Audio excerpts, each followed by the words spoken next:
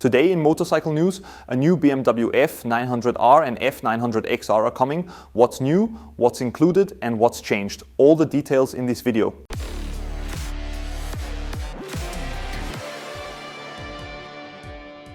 Hello and welcome. The fireworks of motorcycle innovations for the next season continue, now with two new BMW models. These have been updated in areas that align with some of the new features other manufacturers have already announced or unveiled in recent weeks. So let's start from the beginning.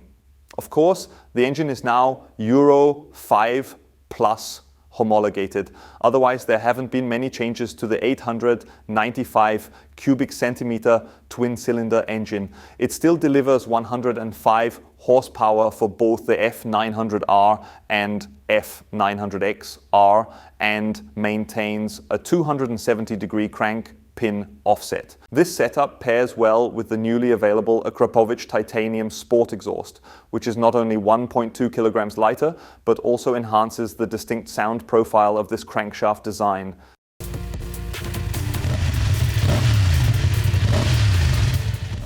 Otherwise, the engine remains largely the same. What isn't the same, however, is the electronics. This is where I mentioned parallels to other manufacturers. It's incredible to see how advanced electronics are now trickling into even lower priced segments for the 2025 models. This includes the F900 models, which now feature several new elements. For example, in addition to the standard rain and road modes, there is now a dynamic mode. This mode makes throttle response sharper, power delivery more sporty and aggressive. Additionally, the dynamic traction control DTC from BMW is now standard.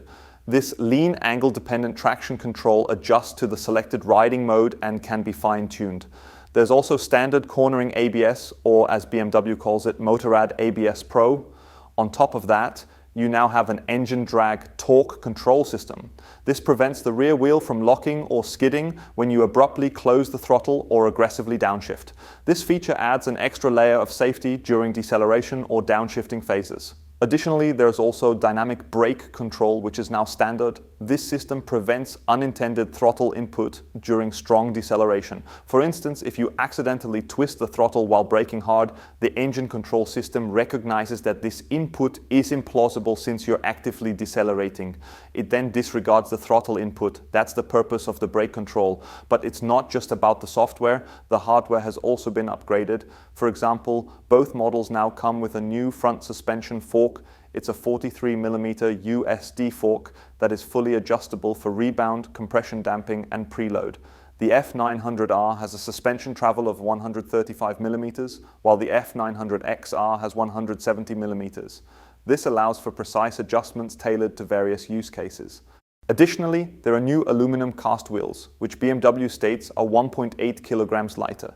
The tire sizes are 120/70-17 at the front and 180/50-17 at the rear, applicable to both models. Naturally, less rotational mass means improved agility, quicker steering response, and overall better handling. That was indeed the goal. Moreover, regarding weight reduction, both models now feature lightweight lithium-ion batteries, saving an additional 0.8 kilograms. The third major area of updates for the F900R and F900XR pertains to their features.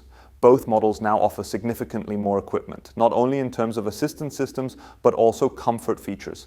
For example, the F900XR now comes standard with Headlight Pro, which includes a daytime running light and an adaptive cornering light. The adaptive LED modules activate progressively from a lean angle of 10 degrees and work effectively up to about 25 degrees, according to BMW. This ensures improved illumination in curves. Also standard on the F900XR are a USB-C port and heated grips. Both models share a redesigned rear section, especially the LED light elements. The rear now features a combined brake light, turn signal, and tail light in one unit. Finally, there's also a change in ergonomics. The F900R now has a slightly sportier and more aggressive riding position.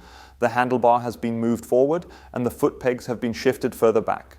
This creates a more front-wheel focused orientation, which, combined with the updated fork, aims to enhance sporty riding characteristics. For the F900XR, the ergonomics haven't become more aggressive. However, the front has been reworked. Both models received a minor facelift. Very subtle, I'd say. But for the XR, special attention was given to aerodynamics.